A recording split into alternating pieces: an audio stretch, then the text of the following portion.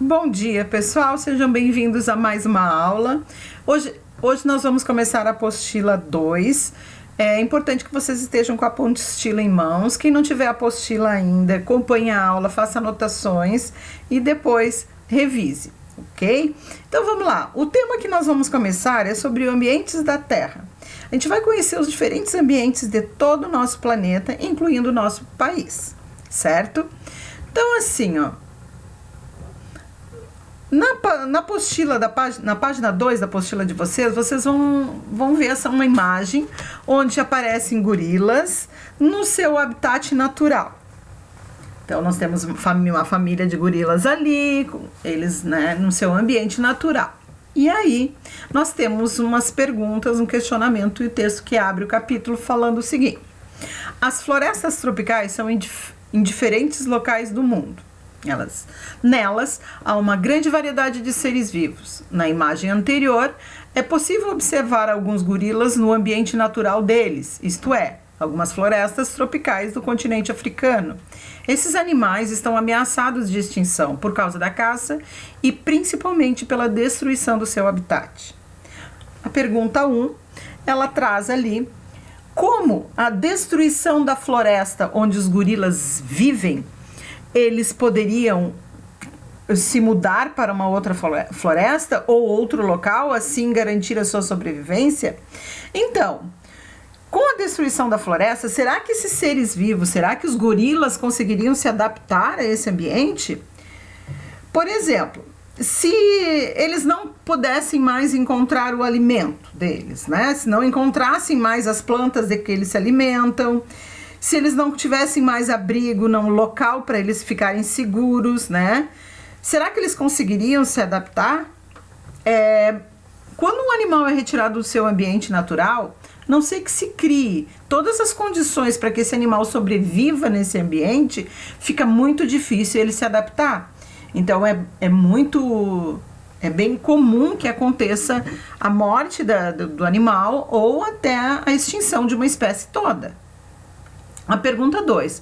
Quais características podem diferenciar as florestas presentes nos diferentes locais do mundo? Então, assim, ó, cada local do mundo vai ter uma característica diferente, né?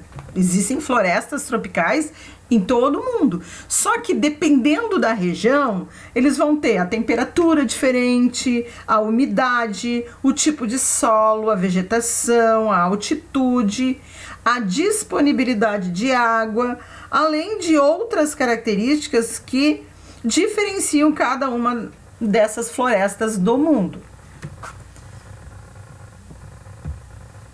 Biomas. Então agora nós na página 3 da apostila falando sobre os biomas, né? O planeta Terra, ele apresenta ambientes diferentes e em cada um deles tem características bem específicas, relacionadas ao clima, à cobertura vegetal, à diversidade de animais e ao tipo de solo. Nesses ambientes, os seres vivos, que a gente chama de fatores bióticos, a gente já estudou isso na apostila anterior, eles interagem entre si, os bióticos, e com os abióticos. Os abióticos, lembrando, são aqueles fatores ambientais, a água, a luz, solo, temperatura, luminosidade, que caracteriza um ecossistema, né? Então, a relação dos seres vivos entre si e com os fatores abióticos caracteriza o que a gente chama de ecossistema. As relações dos seres vivos entre eles são aquelas relações ecológicas que a gente já estudou, certo? Agora aqui, o conjunto de todos os ecossistemas forma o que a gente chama de biosfera, ou seja, a biosfera é toda a parte do planeta Terra onde tem vida. Então, a biosfera é o conjunto de onde tem vida no nosso planeta, né? O conjunto de todos os sistemas com vida, né? Biomas. Para definir bioma, são grandes áreas formadas por um complexo de ecossistemas semelhantes em relação à fauna, animais, à flora, às plantas, ao clima, ao solo, à temperatura, à umidade, a fatores físicos em geral, tá? Então a gente pode dizer que tem um bioma. Então elas têm que ser formadas por ecossistemas semelhantes, né? E aí essa semelhança tem que ser muito específica, tem que ser fauna, flora, clima, solo, entre outras. O tipo de clima de uma vegetação, ele de um bioma, são muito importantes, pois eles influenciam diretamente na espécie de seres vivos que podem ser encontrados nessa região.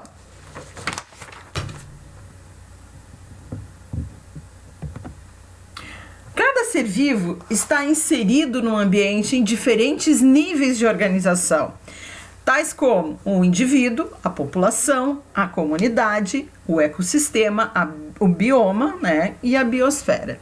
E ali nós temos comunidade, o indivíduo, um só, população, indivíduos da mesma espécie, né, comunidade, conjunto de seres vivos de espécies diferentes, ecossistema, todos os ecossistemas reunidos, né, com características físicas específicas, como a gente falou, temperatura, umidade, forma, o bioma, e o conjunto de todos os biomas e todos os ecossistemas terrestres forma a biosfera. Na página 4 da apostila de vocês têm ali, organize as ideias, façam aquilo ali. Então começa pelo indivíduo, depois a população, comunidade, ecossistema, bioma e biosfera. Só completar ali, certo? Os biomas mundiais. De acordo com o clima e a sua fauna, animais, a flora, a vegetação típica, os biomas terrestres são classificados em floresta pluvial tropical, savana, deserto subtropical, campo, bosques, floresta sazonal temperada, floresta pluvial temperada, taiga e tundra. Então agora vocês podem ver ali os principais, é um mapa que vocês têm ali na página 4 da apostila de vocês, né? Mostrando ali os biomas mundiais. E aí nós temos aqui, né, o mapa mostrando com a legenda ali a floresta pluvial tropical, em escuro ali, em preto, né? Depois a savana, floresta sazonal tropical. Depois nós temos o deserto subtropical, campo ou deserto temperado, bosques, enfim. Ali nós temos todo o planeta mostrando os tipos de biomas terrestres. A floresta pluvial tropical. Como eu falei ali anteriormente, né? Dependendo do tipo, né, da disponibilidade de água, enfim, essa floresta, no caso a floresta pluvial tropical, ela tem a ver com o quê? Pluvial é do fato dela apresentar altos índices de chuva, né? Então ela tem um clima quente, altos índices de chuva. São exemplos a floresta amazônica, a floresta da região central do continente africano e América Central, né? Então, assim, a grande disponibilidade de água e a luz solar possibilita que a floresta pluvial tropical seja um dos biomas com maior biodiversidade.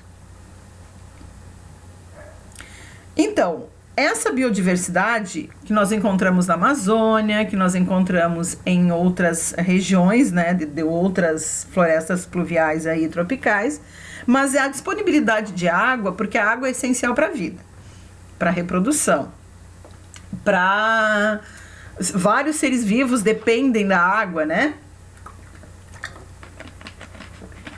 Tomando um pouquinho de água aqui para voz. Continuando então, né? Como eu falei ali anteriormente, então as espécies de plantas crescem durante o ano todo, existem árvores de grande porte, com folhas geralmente muito grandes, que absorvem grande quantidade de luz.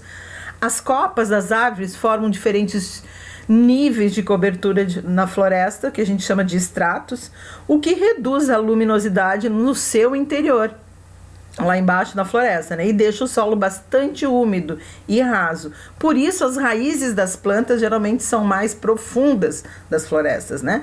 O solo da floresta é rico em matéria orgânica superficial, resultado da decomposição aí da matéria orgânica de animais mortos e folhas que caem das árvores. Devido à falta, a farta, no caso, né, o excesso de oferta de alimento disponível e água, o número de espécies animais também é muito grande, contando com diversos insetos, vermes, aves, anfíbios, répteis em geral, né? Então, as florestas tropicais têm que ser preservadas porque elas que regulam o clima no planeta, né? A floresta amazônica, vocês sabem que ela está sendo muito devastada, né? Queimadas, desmatamento para pecuária, para plantar, então, principalmente para pecuária, né? Para criação de gado aí na floresta amazônica, então estão com desmatamento assim muito rápido. E em consequência disso, as chuvas ficam escassas aqui na nossa região também por conta do desmatamento aí na floresta amazônica. E a savana, né? Aí aqui nós temos uma planta típica das savanas, né? O baobás, né? E ali um elefante, né? Os principais elementos do bioma da savana, nós vamos encontrar, né? Os exemplos que temos são a savana, né? Africana e o cerrado brasileiro, que a gente vai falar mais adiante. A temperatura nesses ambientes é bem quente durante o ano todo, né? Apresentando duas estações bem definidas, que é a da chuvosa e a outra que é a seca, né? A vegetação ela é formada por grama, né, gramínea rasa, além de grupos de árvores e arbustos isolados, quase sempre espinhosos e com casca bastante grossa e dura, que resiste melhor a períodos de seca, época em que as folhas acabam caindo, né? E muitas espécies uma estratégia para evitar a perda excessiva de água. Então, assim, ó, essas plantas típicas aí das savanas, principalmente lugares como acontece, quando existe a temporada de seca, que a gente chama, né, que é a chuvosa e a de seca, as plantas acabam perdendo suas folhas, né? A gente chama essas folhas de plantas caducifólias, né? São essas plantas que perdem as folhas. E ao perderem as folhas, elas evitam que a planta perca muita água por transpiração. Então, é um recurso que ela tem de proteção para perda de água excessiva, né? É um recurso aí dessas plantas caducifólias que a gente chama, né? As raízes das plantas são profundas, também são bem ramificadas, né? Para facilitar a absorção de água. Na estação chuvosa, as plantas brotam rapidamente. Grandes herbívoros, espécies de carnívoros, são exemplo de animais que vivem nas savanas, né? Na época da seca, a savana africana, muitas espécies acabam, como elefantes, gnus e zebras, precisam migrar em busca de alimento, né, e água. No período chuvoso, os animais se alimentam de maior quantidade, é a época do nascimento dos filhotes, né, e é abundante a quantidade de insetos, principalmente cupins e mosquitos nessas regiões. Então aí está mostrando a imagem que vocês têm na apostila de vocês. Vocês têm os baobás, que são esse tipo de árvores assim, nesse formato aí. Então, falando aí das savanas, né?